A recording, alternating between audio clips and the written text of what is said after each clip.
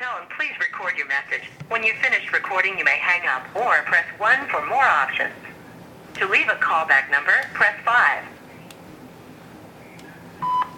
John McAfee. I just wanted to call and tell you that I'm doing fine. And make sure your kids have dexamethasone in case they are bitten by snakes or poisoned by the SINALOA cartel. It's a good thing to have.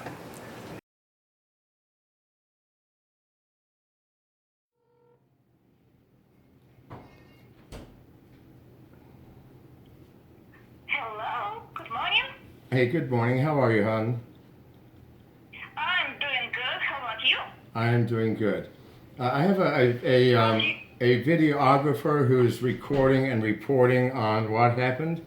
Do you mind if they just record my conversation with you? They won't use your name or number or anything. Okay, not a problem. Good. So anyway, first and foremost, I would like to thank you again for saving my life, and you and Janice. When they took me to your safe house, I was certainly not in very good shape. I know. Pardon? I know, and I'm sorry you are being in such excruciating pain. Well, things are getting better now, actually. The thing I'd like you to talk about is basically the what condition I was in when I arrived there. They brought me there, and I was half in consciousness, half out of consciousness for quite a while. Yeah, yes, I know that. I saw it. And you were cleaning up all these spots were showing up all over my body and bleeding, and you took and you took care of that, and of course did they actually heal for you? Yes, that part is gone. I'm not bleeding through any part of my body now except my arm. I'm still urinating blood, and I'm still passing blood through my rectum, but other than that, I'm fine. But those spots have stopped, which worried me the most. So,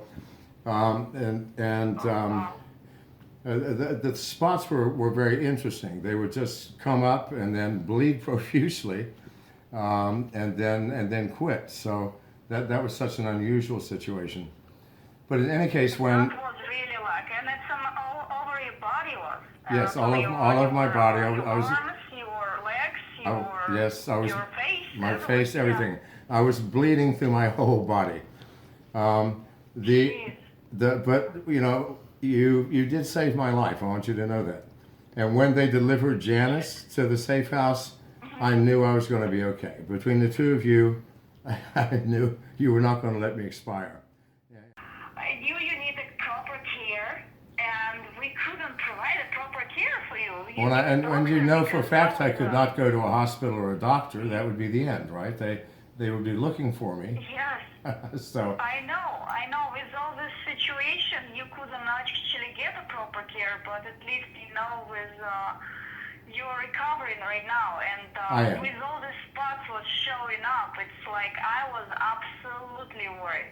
I was like, oh my gosh. You got back safely, right? So you have people send you from here. And oh yeah, we had more security than the president coming back. That was easy. So no, and then. But when you go to doctor, do you have someone? You have yes, someone. I do. I have a trusted doctor that will say nothing to anyone about anything, and I'm safe and secure with them. All right. Okay. Oh my gosh, I was like seriously worried. Especially, what about your fever? You don't have fever anymore, right? Well, it's weird. Whatever happened, my fever still fluctuates wildly from 85 degrees to 105 degrees, but it's okay. It's okay. I'm assured by the doctor that this will pass. All right. Thank you so much, hon, and I will keep you informed on my progress. You're welcome. Keep me updated, please. And I will. We'll make sure when you go to China, you are safe. Thank you very much. All right. Goodbye, sweetheart. All right. Take care. Bye.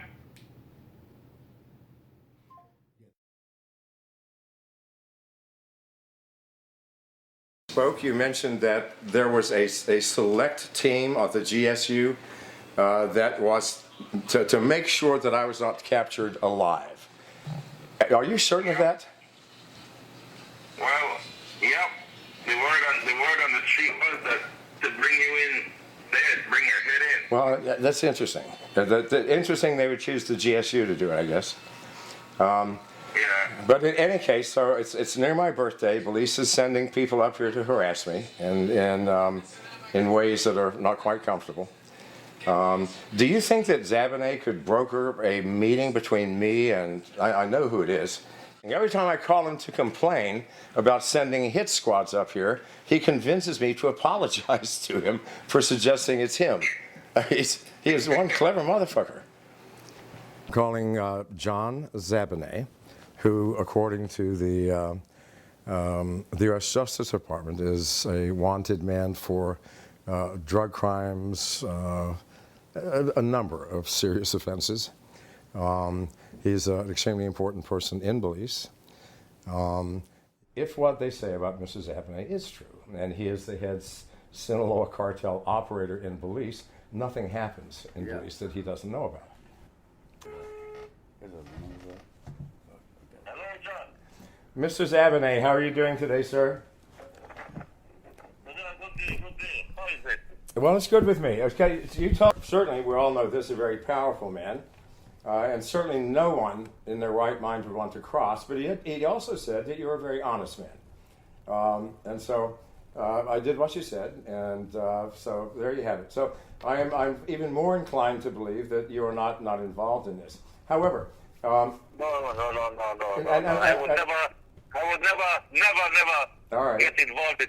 I understand, sir. No. I understand. So, however, we know who you are, and we know that the power and control you have. You do know who it is, and I know who it is, and we've even talked about it. You said if I'll just sit still for a while, they will have no power, and that is the government. However, the government is a very large thing. You know, it's.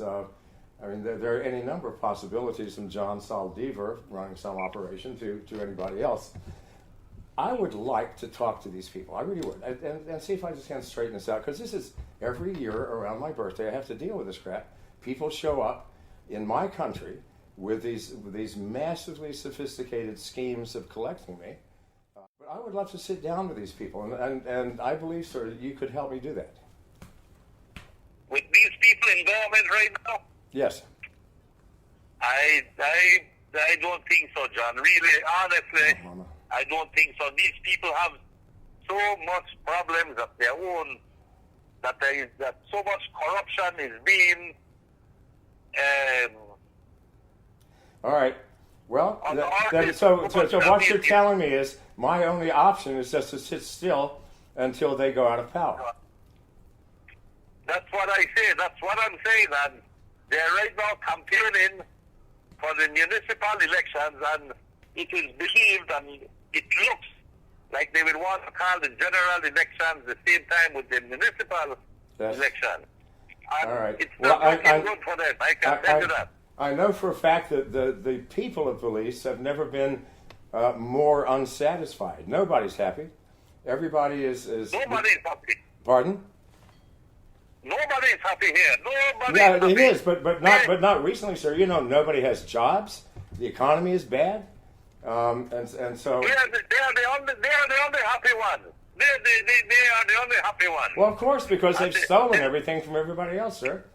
Here's something I never told you. When I moved to Orange Walk, I mean, there are all these horror stories about what I may or may not have done.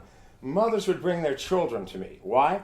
Because the first article in Belize about me called me Dr. McAfee, because I have a Doctor of Science degree. Mothers would bring their kids to me, sir, that were losing their hair, had swollen bellies, saying, "What's wrong with my child?" Well, the child's starving, obviously. What I would do is I would have my staff take them to the store, get a year's supply of beans and flour and rice and so on, and send them home. And then 2 weeks later, they'd bring the baby back, and the baby would be fine. The hair would be growing back. Now, not that I'm not tooting my horn. What I'm saying is, for that to actually happen in a country where people like Dean Barrow is putting hundreds of millions of dollars away every few months, that's the tragedy, sir. That's the real problem, and that's why I will not shut up about it.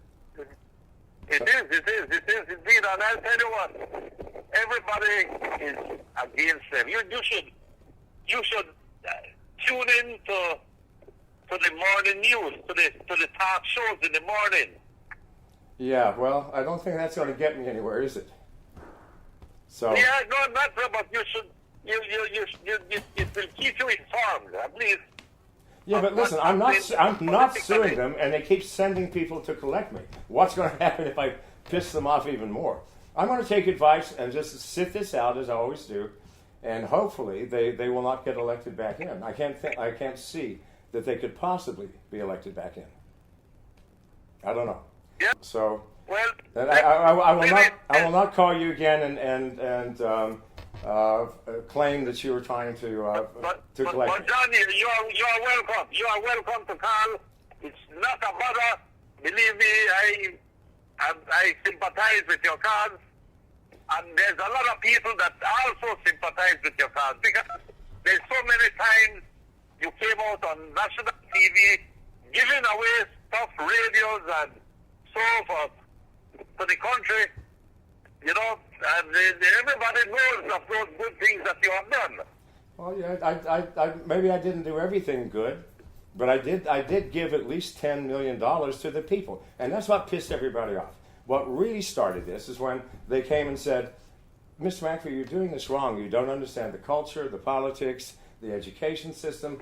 Give the money to us, and we will give it to the people. Now, you know what's going to happen. Yeah. I give them $10 million, Yeah. and $50,000 maybe gets to the people, but only to the brothers and sisters of the people in power. So I wasn't going to do that. I refused. That wasn't smart, was it? With the next crowd, yes. John, the next crowd, there would be people that I could tell you, look, you could talk to this guy, you could talk to this guy, I got you. or this guy, but all right. With these people there right now, you're wasting your time. You're right. Believe me. It was a foolish thought, actually, because I know who those people are. And I know how desperately they want me. So, anyway, sir, thank you for your time. And we will keep in touch. All right. All right. So, John, this is a lot of people have been worried about your health. And this is the first time you've addressed those concerns. Oh yeah, okay. So basically I had a minor operation which turned into a little bit more of a major thing. This dressing is from our intrepid war photographer Robert King, who is so OCD that he refused to continue filming because I was bleeding. So thank you, Mr. Robert. You are a lifesaver as usual. And so what would you like to, what is it safe for your fans to know what happened? They missed you in, I guess you were in Las Vegas? Yeah, I'm really sorry I couldn't talk in Las Vegas, but I was seriously incapacitated. And as for my fans, well, my life is going on as it always does, with ups and downs and peaks and valleys, and I'm sort of in a, depending on how you look at it, an adventure peak for the next few weeks. So you're on the mend? I'm on the mend. Look, see what's happening here. See what's happening. Please, see what's happening.